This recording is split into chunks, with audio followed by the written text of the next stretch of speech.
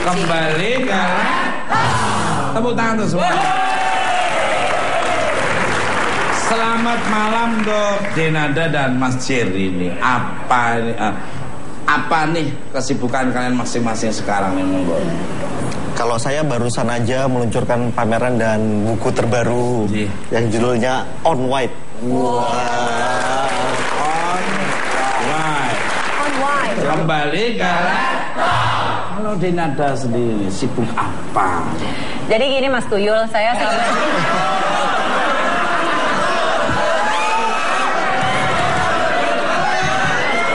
bertahun-tahun kenal sebelum saya diwisuda sama Alam jadi cover boy. Semenjak saya jadi kenek supir udah tahu nama saya.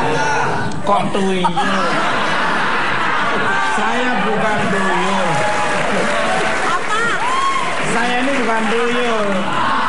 Prutul. Monggo silakan untuk Tolkien monggo.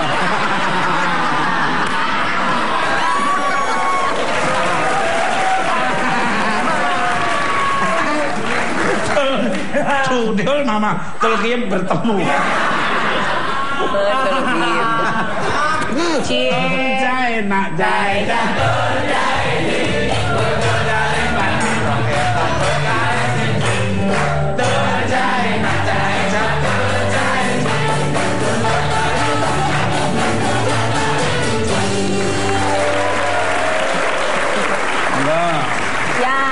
Pokoknya kesibukan masih nyanyi, masih Mas. Lagi mau bikin single dalam waktu dekat insya Allah. Terus opo itu loh kepalamu tuh ada. Ini ada krembiak. mau ini dipakai untuk wayang kulit. Ini tukul Mas, tumbuh. Tumbuh kan. Bayangin kalau yang pakai susi kayak apa. Kalau istri saya pakai ini belangetan abang. Mbak Susi ngapain? Enggak, dilanjut. Selain itu ya biasa masih bikin tas juga, kail, produksi tas. Terus di luar itu juga lagi bikin salon kuku. Oh iya, nail art gitu ya. Ini gua demen nih sama di mana aku tak datang dah. Kita tidak hanya melayani kuku, gigi nggak melayani. Emang ini gigi ya kuku. Ya ada itu, bisa dipanggil ke rumah juga. Mungkin kalau Mbak Susi mau. Oh, Susi udah punya pelanggan dia. Oh gitu. Bengkel ketok matching.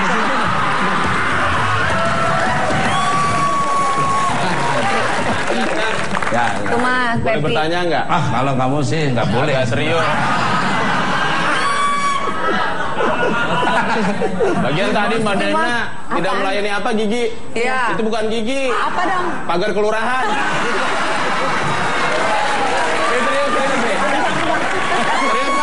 Kalau ini pagar kelurahan ini salpon PP-nya yang. Mas. Serius. Ini tadi agak menyinggung tadi yang hasil Mas Jerry itu. On White. Kenapa harus putih Mas? Tidak burik atau polkadot gitu? Ini kan ada alasannya kan putih itu kenapa? Burik itu. Ya itu kalau ngomong tuh nyakitin bener. Emang lu Pep nyakitin? Enggak nanya kan alasannya apa gitu. Kenapa terus kebiasaan nyakitin orang ya? Monggo Mas, ada alasan tertentu nggak kenapa putih? Enggak, sebenarnya kan putih itu kan kembali ke dasarnya fotografi. Semua orang yang belajar foto itu pasti pernah motret orang itu di depan background putih. Nah, saya kepikiran belum pernah ada orang yang bikin pameran atau buku berdasarkan backgroundnya, bukan berdasarkan orangnya. Jadi itu yang saya angkat jadi tema, backgroundnya putih semua, orangnya yang beda-beda. Luar. Sangat setuju. Jawabannya itu kalau dikaji secara akademis dan logika masuk akal. Yang nggak masuk akal itu pertanyaannya.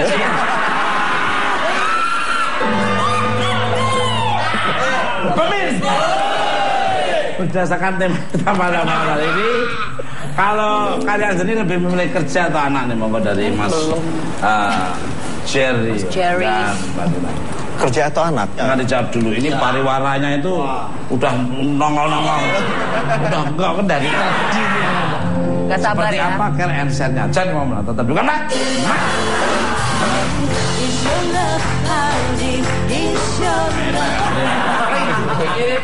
Lambing-lambingnya kecilnya, cara berpakai senyumnya juga subhanallah.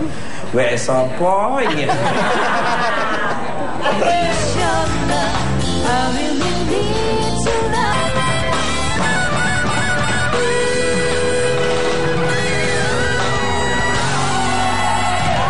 Oke Mas ini bukan Mat. Masih semangat. Mana suaranya? Balik ke lab. Melinjit pertanyaan. Melanjutkan, bukan melinjit. Sehat Nah, hati-hati. Jangan sawan ya. Biasa kalau ketemu Mas Dolo malah suka sawan ya. Bisa jaga jarak nih kayaknya. Mulai kejang nih. Melanjutkan pertanyaan tadi. Ya, jaga jarak ya.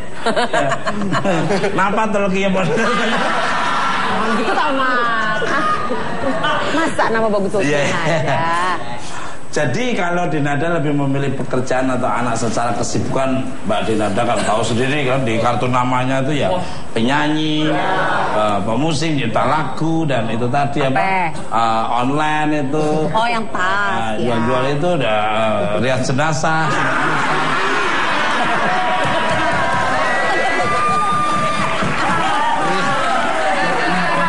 Terima pompa air. Bukan yang ngerjakan Dinada, anak buahnya. Kecuali kalau anak buahnya udah nggak bisa, baru nyuruh orang lain.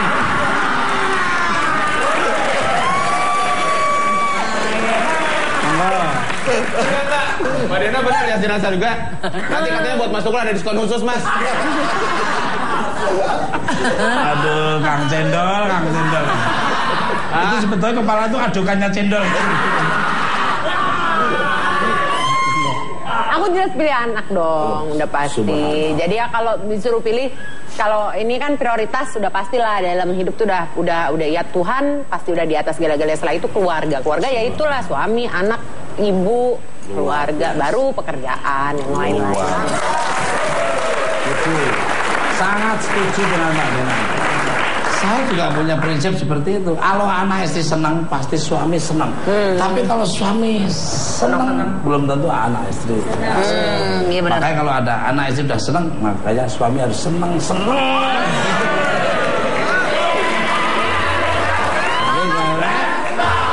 Untuk Den. Yang itu awalannya dulu Den dan Mas Jerry. Sebagai orang tua kalian menerapkan metode apa nih untuk mengurusin anak kalian? Mas Tuku biasanya kalau saya bintang tamunya nggak sama Mas Jerry biasanya mesra deh. Benar. Tapi mungkin suruh pulang naik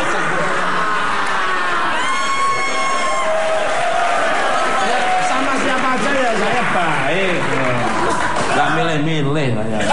Tapi beda. Iya. Ya, kalau saya kebetulan sama Mas Jerry kan sama-sama bekerja dan kita jadwal kerjanya mirip-mirip. Jadi keluar kotanya juga banyak. Mas Jerry juga kalau keluar kota juga benar-benar bisa berhari-hari. Jadi ya kita bagi-bagi tugas. Kalau kebetulan saya pas lagi nyanyi, ya saya minta tolong Mas Jerry yang jagain Shakira. Tapi sebaliknya kalau memang pas kebetulan saya lagi kerja, Mas Jerry juga kerja. Tapi kebanyakan sih Shakira selalu aku tenteng kemana-mana Mas. Jadi kalau aku kerja keluar kota nyanyi Tas kali Mbak Dena ditenteng. Ya maksudnya aku bawalah kemana-mana gitu. Jadi biar nggak jauh dari aku. Jadi masih bisa ngurusin anak juga, tapi kerja juga. Kalau udah punya mau nambahin monggo. Kalau menurut saya sih istri saya sih memang luar biasa banget. Betul. Kalau dalam ngurusin anak nih nggak rugi. Nggak rugi. Balik modal. Bener nggak rugi. Ini memang enak kan orang yang sudah matang, udah dewasa dalam pola pikirnya nyaman. Kalau ketemu Mas seperti yang Yang mana Mas? Ya yang mana aku nggak ngerti ya. Kalau istri saya ini subhanallah sudah luar biasa. Dia belum aku ngomong, dia udah tahu. Belum aku ditara, dia udah tahu. Jadi keren. Tapi Mas Tukul, kalau kebetulan kan kemarin nih aku sahur bareng Mbak Dena, masih isi acara sahur. Itu juga aku, Mbak Dena kalau sahur gini biasanya Shakira sama siapa? Karena kan aku sama badannya sama nih Mas, nggak pernah nitipin anak ke babysitter. Yang nanya kamu tuh siapa ya?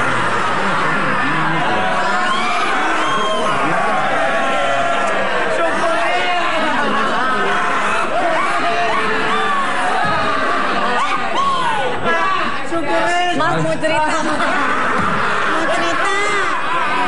Sekali kalau ditanya baru bisa cerita. Mau nanya, maksudnya sama Mas. Yaudah nggak jadi dah.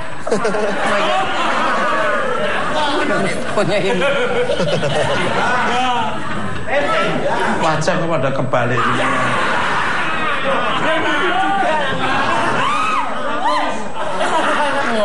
Ada nggak sih perasaan khawatir saat meninggalkan anak di rumah bersama dengan baby sister?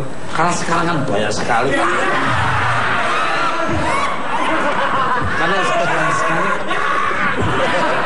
kenceng banget. Banyak gaya banget sih, Tarja ini bintang tamu dari tadi. Karena sekarang banyak sekali kasus yang terjadi seperti kekerasan pada anak, penculikan. Aduh.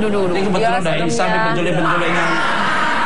Serem loh Mas, maksudnya dengar kalau misalnya ngelihat berita di TV, kasusnya di koran gitu ya, maksudnya kadang-kadang orang yang deket banget ya, orang yang terdekat dengan kita yang kadang-kadang kita nggak nyangka bahwa dia gitu yang akan ngulik, yang akan nyiksa misalnya kayak gitu.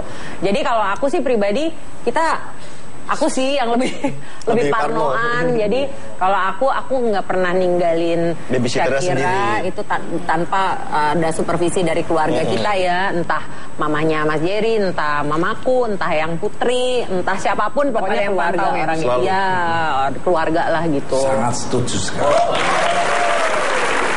Mari pemirsa.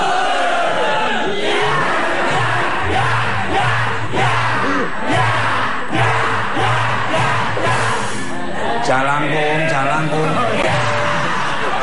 Bintang tamu saya saat ini ada seorang wanita sangat cantik jelita. Yang sangat mengerti dan memahami permasalahan pada anak. Siapa dia? Langsung aja kita sambut Tara The Top.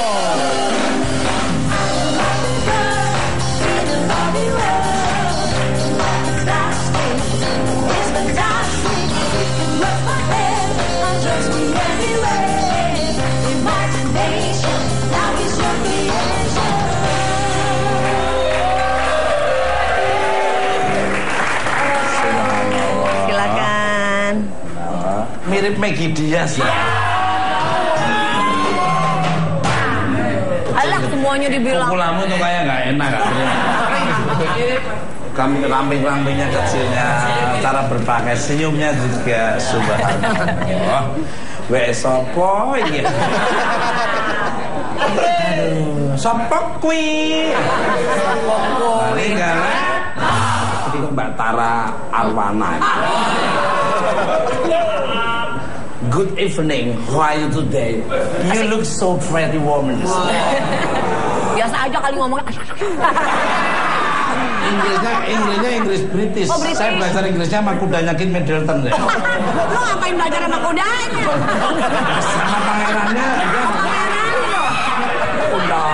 Ya, kudanya aja sih, kuda Inggris aja mau bekernya aja pakai bahasa Inggris. Wow.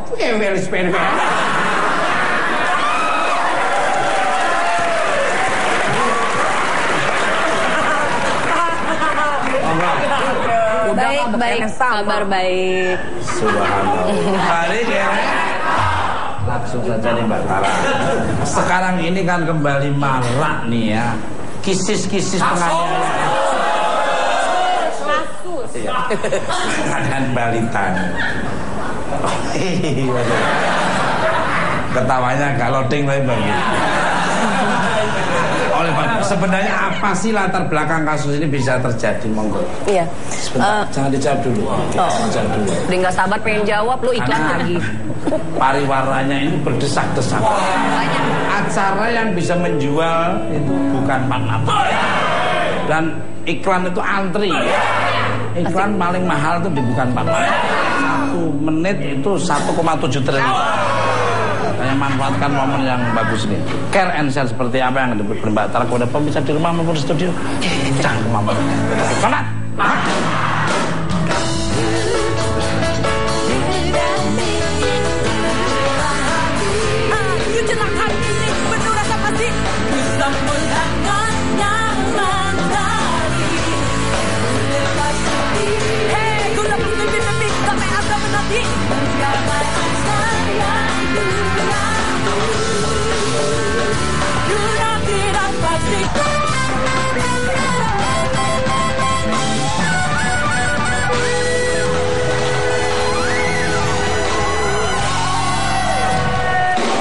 sini, bukan Pak. Jadi karena sebenarnya apa sih latar belakang kasus penganiayaan pada anak balita itu bisa sampai terjadi? Jadi kalau terjadi kekerasan, berarti itu adalah problemnya orang dewasa, bukan problemnya anak. Orang dewasa itu kan bisa pengasuh atau babysitter, bisa juga orang tuanya. Dan itu masuk kategori kekerasan apabila menimbulkan rasa sakit atau tidak nyaman ke si anak itu. Misalnya contohnya ngomong kasar, kan tidak nyaman. Jadi itu kekerasan. Atau misalnya main fisik. Even yang simple, misalnya apa ya, jewer, cubit, kan sakit, menimbulkan rasa tidak nyaman. Berarti itu masuk kekerasan, gitu. Dan memang seringkali itu terjadinya bagaimana bergantung dari si orang dewasa tersebut. Apakah dia memiliki masalah psikologis atau bahkan mungkin gangguan psikologis. Contohnya misalnya pengasuh yang memang dia nggak bisa mengendalikan emosinya, orangnya nggak sabaran, orangnya agresif, atau jangan-jangan dia lagi mengalami misalnya fase, misalnya lagi di depresi, kan banyak tuh orang tua yang juga depresi pada akhirnya nyakitin anaknya gitu. Jadi harus dilihat dari faktor orang dewasanya, belum tentu yang problem tuh anaknya, itu pasti problem adalah di orang dewasanya. Luar.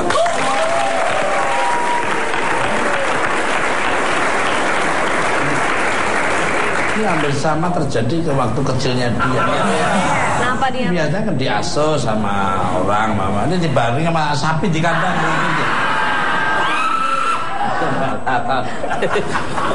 Biasanya kan anak-anak itu takut. Silakan, ini properti 2 tahun. Iya, itu hasilnya kan bening ya? Iya, itu properti 2 tahun memang. Biasanya kan anak-anak itu takut untuk berbicara. Ada nggak sih ciri-ciri bahwa anak tersebut telah mengalami kekerasan dan bagaimana memancing sang anak untuk bercerita? Iya, biasanya ya selain fisik ya, misalnya ada lebam-lebam, itu kan pasti sesuatu yang sudah terlihat. Yang bahaya kan sesuatu yang tidak terlihat, tapi kita bisa lihat dari perilaku anak itu. Kalau misalnya anak itu banyak merasakan takut, cemas, atau misalnya kadang-kadang ada reaksi yang refleks, misalnya kalau dia bisa dipukul, orang kan pasti reaksinya begini. Misalnya orang tua lagi ngapa-ngapain nih, lagi begini, tiba-tiba dia begitu. Berarti kan itu ada petanda, jangan-jangan nih dia pernah mengalami kekerasan gitu, ada trauma, sehingga dia refleksnya seperti itu. Jadi memang orang tua harus peka sih melihat perubahan anak. Kalau misalnya kekerasan itu verbal, berarti dilihat apakah rasa percaya dirinya terganggu, dia terlihat insecure, murung, sedih. Oh, berarti mungkin ada hal-hal yang mungkin orang lain berkata-kata secara kasar terhadap anak itu, sehingga perilakunya jadi berubah dan dia merasa tidak nyaman. Ya. Anak saya tuh juga seperti itu. Kalau diajak ngomong kadang masih malu-malu, masih nggak. Berarti kan dia kayak orang trauma. Bukan Mas, dia nggak trauma, dia bingung. Siapa sih ngajak ngobrol gitu kali? Saya orang tuanya, masa jangan aku sendiri. Jadi karena Iya benar-benar.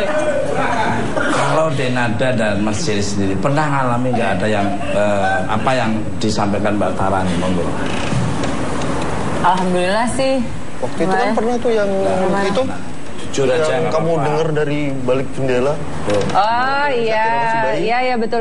Tapi lebih ke itu verbal sih. Nah, jadi kayak mungkin ya saya juga kayaknya si pelaku ini nggak tahu kalau saya lagi ada di dalam ruangan di depannya tempat dia sedang ngomong gitu. Lagi mau ngasih makan pagi ya?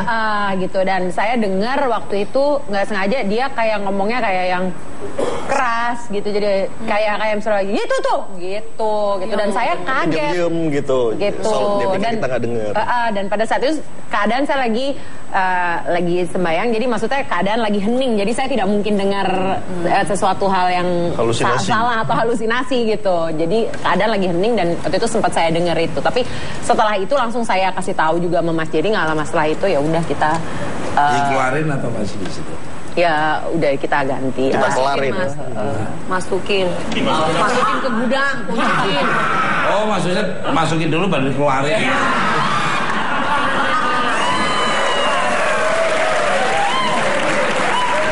Gudang penyimpanan tadi. Bukan nyimpen taruh di situ. Nah baru pas Selesai perlu. Balik kan?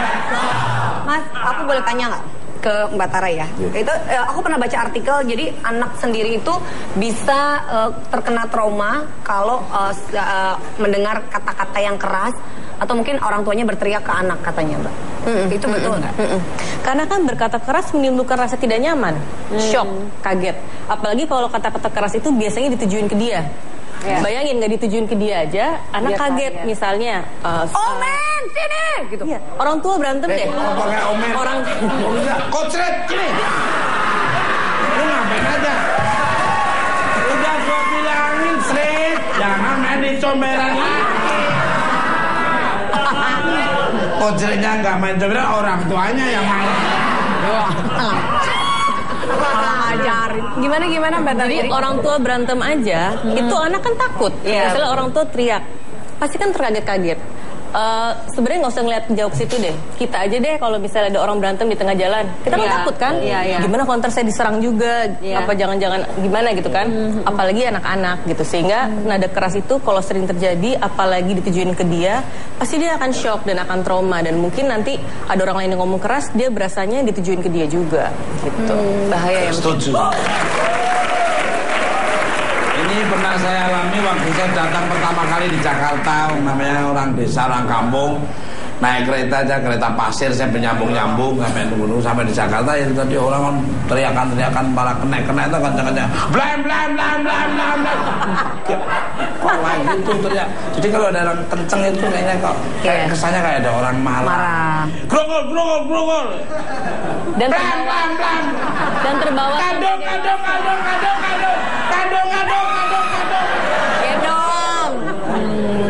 Kenceng loh. Udah denger Pak, udah gadong. Ambutan. Saya pikir aku terus nginep di rumahnya teman saya tuh ada pagi beda orang abu. Tapi kan manggil siapa tukang apa? Ya kalau tukang kan biar orang-orang yang di rumah pada dengar, pada beli. Di kampung kan saya nggak ada kayak gitu. Jarang. Orangnya diem pakai bahasa tubuh.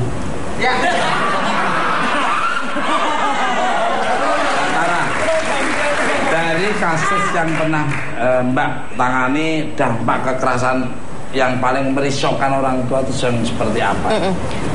Jadi kalau yang saya tangani biasanya banyak itu justru pada saat anak ini sudah remaja. Artinya ketika mereka sudah remaja dan ternyata banyak sekali problem-problem psikologis yang muncul, yang ternyata begitu kita ngobrol, mereka banyak mengalami kekerasan oleh orang tua terutama pada saat mereka kecil.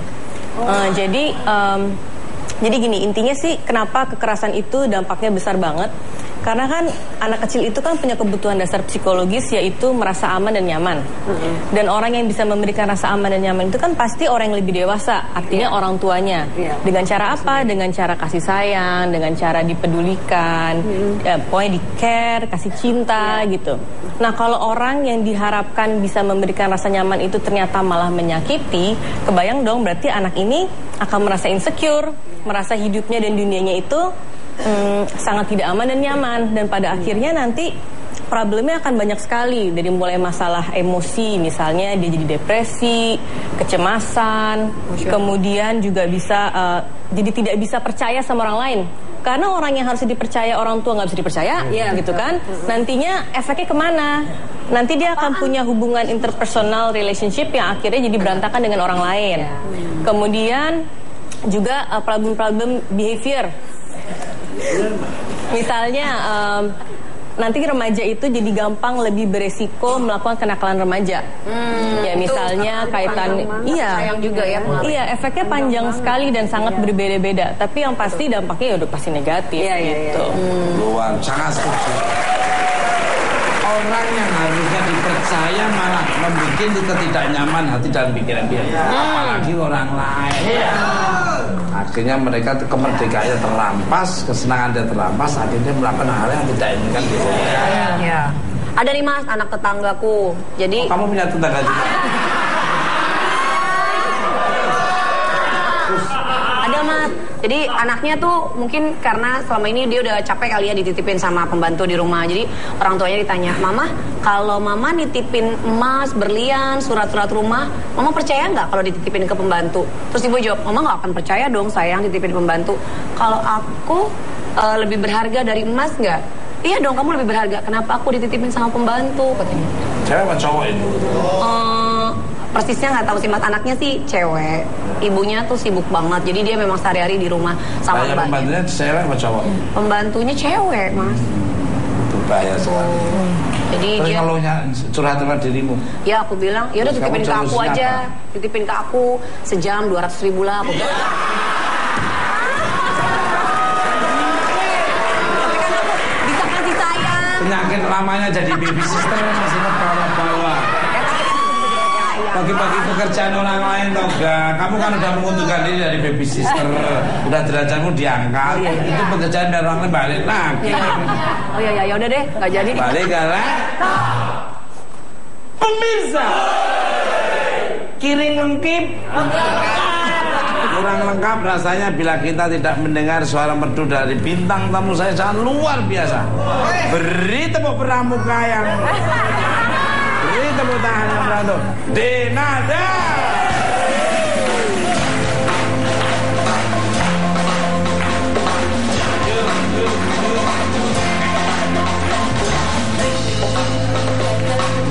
Kawan dengan hati buka mata kita terbincang bahwa walau sedikit putih takut tersebab daripada bikin pusing aku lewat kulit jatuh ke lantai dingin sudah pukul 6 lewat aku lihat dari sini menjelang hari menjelang hari ini penuh rasa masih bisa melanggar nyaman lagi ku lepas mimpi tapi asa menanti berapa sayang dan hati.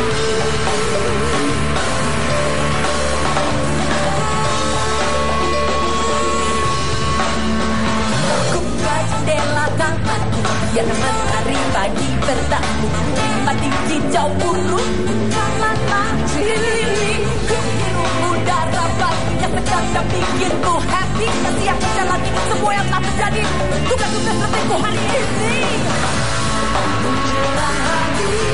menjelang hari ini penuh rasa pasti bisa menghangat nyaman lagi lepas ini sampai asa menanti menggapai asa yang dulu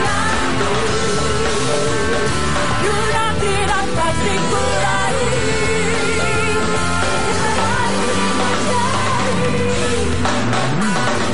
seiring dandik terpacu bergulir waktu serta juga persamaan dan bergemuruh pastikan dirimu, pastikan tanganmu baca setengah lebih terus dan mengacu waktu yang berjalan jangan berulang tinggalkan di belakang semua kenangan tak usah kaman jangan pernah bimbang tatap masa depan baju kematian gejolak hari ini penuh rasa pasti bersambut tangan nyaman lari lepas mimpi lepas mimpi sampai ada menanti menggapai asa yang berlaku ku nanti dan pasti ku raih ya tempat ini ku cari menjelang hari menjelang hari ini penuh rasa pasti bisa melangkahnya berlari lepas mimpi sampai ada menanti menggapai asa yang berlaku ku nanti dan pasti ku raih ya tempat ini ku cari. Sebenarnya yang paling penting yang pertama, kalau memang harus bekerja, jangan feeling guilty. Itu yang paling penting.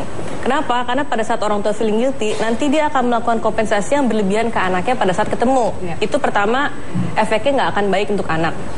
Yang kedua, kalaupun memang harus bekerja, tadi saya setuju bahwa quality time itu penting sekali. Jadi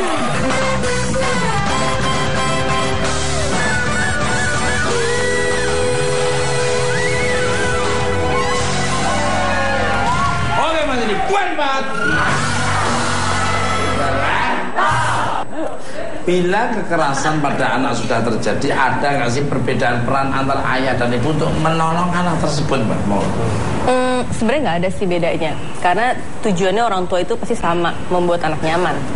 Jadi kalau misalnya anak itu pernah terjadi kekerasan, yang terutama yang bukan terjadi oleh orang tua ya, maka dua-duanya harus sama, saling peluk, kasih mereka support gitu. Tapi kalau itu terjadi sama, maksudnya yang melakukan kekerasan itu adalah orang tua, misalnya yang satunya, berarti yang satunya itu harus mengingatkan, nggak bisa nggak gitu.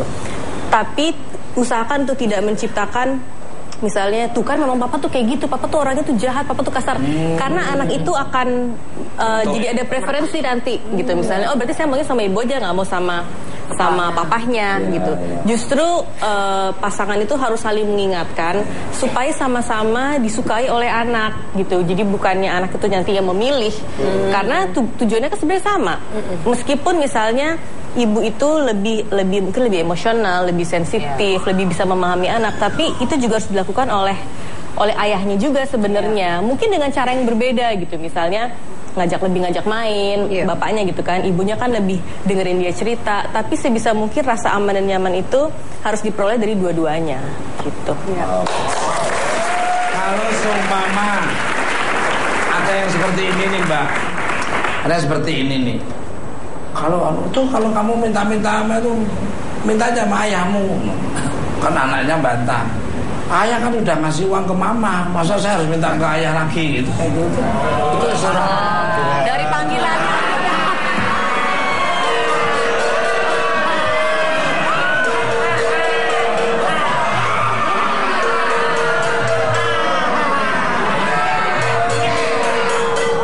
Dari panggilannya aja kayaknya aku kenal tuh, Mas.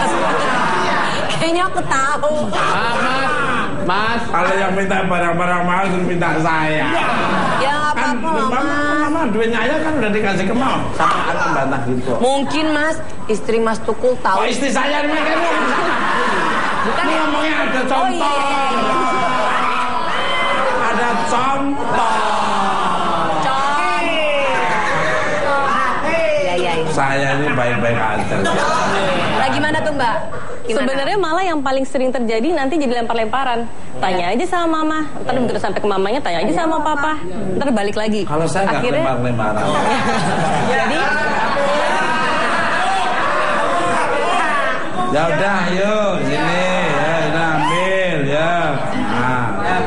Nah, selesai. Tapi biasanya gini. Loh, kok akhirnya ke saya malah. Kayak gini, kenapa biasanya orang tua lempar-lemparan? Karena nggak ada orang tua yang pengen dinilai buruk sama anaknya.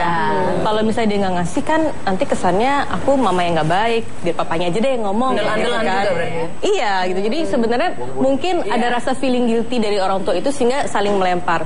Padahal sebenarnya kalau misalnya memang tidak boleh, ya harus bilang tidak boleh. Tapi kasih tahu penjelasannya kenapa tidak boleh, sehingga anak juga nggak akan melihat orang tuanya buruk. Gitu. Siapapun itu. Dan mereka harus satu suara juga ya, Mbak. Iya, satu suara. Dan kalau ibunya bilang enggak terus kalau ke papa jadi boleh. Yang boleh. Ya, gitu. itu tadi nanti jadinya milih-milih, oh kalau gitu maunya sama mama terus deh, soalnya lebih enak. Gitu. Benar. Tapi alhamdulillah lancar-lancar aja. Iya, Mas. Mas Tukul. Tapi pernah saya bilang, udah pegang duit belum? Dia tak kasih bapak. Enggak, udah. Terlalu bilang sudah. Alhamdulillah anak saya itu mata keranjang kayak mereka. Balik galak. For all my guests, semua bilang bang. Ada nggak nih pesan-pesan yang ingin sampaikan untuk orang tua yang bekerja dan meninggalkan anak mereka? Silakan dari Mbak Dinada, Mas Jerry dan Mbak Tara. Ke kameranya Mas Kuko juga. Kalau dari aku sih banyak kenal juga orang-orang yang misalnya karena sibuk sekali bekerja sampai akhirnya harus benar-benar jadi lepas banget koneksi sama anaknya, jadi pengasuhannya juga jadi kayak nggak ikut campur gitu, terus jadi akhirnya melewatkan masa-masa pertumbuhan anak. Kalau aku sih ngelihatnya anak itu istilahnya umur 1,5 tahun atau umur 2 tahun itu hanya terjadi sekali dalam hidupnya dia gitu. Jadi hal yang paling menyenangkan itu adalah kalau kita bisa terus ada di situ ya insya Allah ya, dan benar-benar melewati dan menikmati dan mengikuti masa-masa itu karena itu tidak akan terulang lagi kan. Setuju sekali, Mas.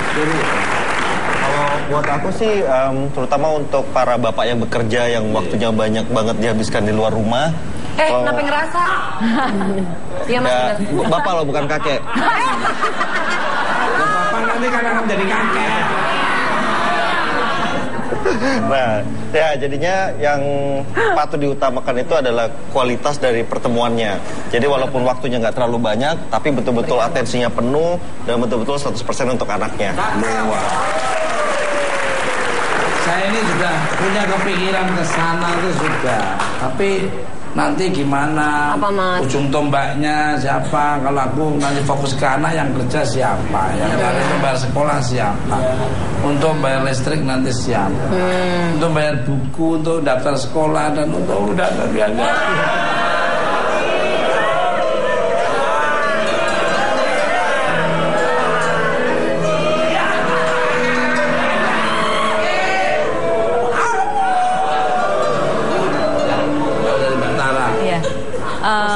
Karena sebenarnya mungkin untuk sebagian besar orang tua itu jadi pilihan yang sulit antara memilih antara bekerja sama anak. Karena memang dua-duanya butuh gitu. Nggak mungkin juga nggak kerja karena kan harus dapat duit juga gitu kan. Sebenarnya yang paling penting yang pertama, kalau memang harus bekerja, jangan feeling guilty. Itu yang paling penting. Kenapa? Karena pada saat orang tua feeling guilty, nanti dia akan melakukan kompensasi yang berlebihan ke anaknya pada saat ketemu. Itu pertama, efeknya nggak akan baik untuk anak. Yang kedua, kalau memang harus bekerja, tadi saya setuju bahwa quality time itu penting sekali. Jadi bayangin, udah jarang ketemu, kalau sekalinya ketemu terus kerjanya dimarahin, kasihan anaknya gitu. Karena biasanya gini, begitu orang tua kerja, dia stres di kerjaan, kebawalah sampai rumah. Jadi kalau anaknya nggak nurut, otomatis jadi dimarahin. Nah itu yang usahakan untuk betul-betul tidak dilakukan. Karena begitu orang tua di rumah kan anak berharap supaya disayang.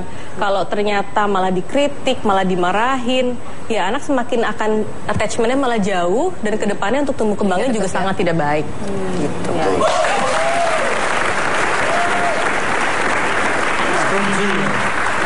Kadang-kadang kalau saya pulang ini habis syuting kan jam 1, jam rumah setengah 2, paling cuma nengok anak kan lagi tidur sama istri